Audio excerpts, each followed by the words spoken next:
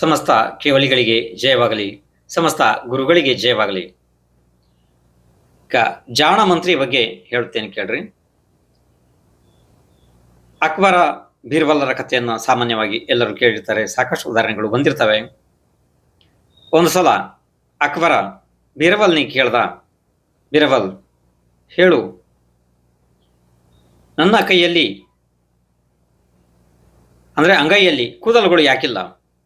ಬೀರ್ಬಲ್ ಹೇಳ್ದ, ಸ್ವಾಮಿ, ತಾವು ದಾನ ಕೊಟ್ಟು ಕೊಟ್ಟು ಕೊಟ್ಟು ಕೈ ಸಾವುದು ಹೋಗಿದೆ, ಕೂದಲೆಲ್ಲ ಸಾವುದು ಕೆಳಗಡೆ ಬಿದ್ದು ಹೋಗಿದ್ದಾವೆ, ಅದಕ್ಕೋಸ್ಕರ ನಿಮ್ಮ ಅಂಗೈಯಲ್ಲಿ ಕೂದಲಿಲ್ಲ.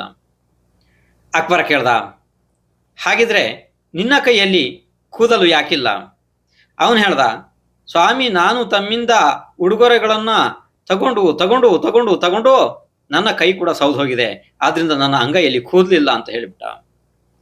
ಅವಾಗ ಅಕ್ಬರ ಕೇಳ್ದ, ಹಾಗಿದ್ದರೆ ನಮ್ಮಿಬ್ಬರ ವಿಷಯ ಸರಿದೆ, ಇಲ್ಲಿ ನೆರೆದಂತಹ ಇಷ್ಟೊಂದು ಸಭಿಕರಿದ್ದಾರೆ, ಸಾವಿರಾರು ಜನ, ಅವರ ಅಂಗೈಯಲ್ಲೂ ಕೂಡ ಕೂದಲಿಲ್ವಲ್ಲ, ಯಾಕೆ ಅಂತ ಕೇಳ್ದ.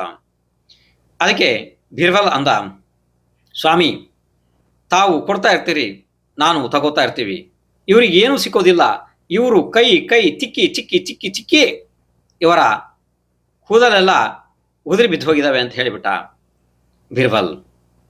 ನೋಡಿ, ಮಂತ್ರಿ ಅಕಸ್ಮಾತ್ ಜಾಣನಿದ್ದರೆ ರಾಜ್ಯ ರಾಜ ವ್ಯವಸ್ಥಿತವಾಗಿ ನಡೆಯುತ್ತದೆ.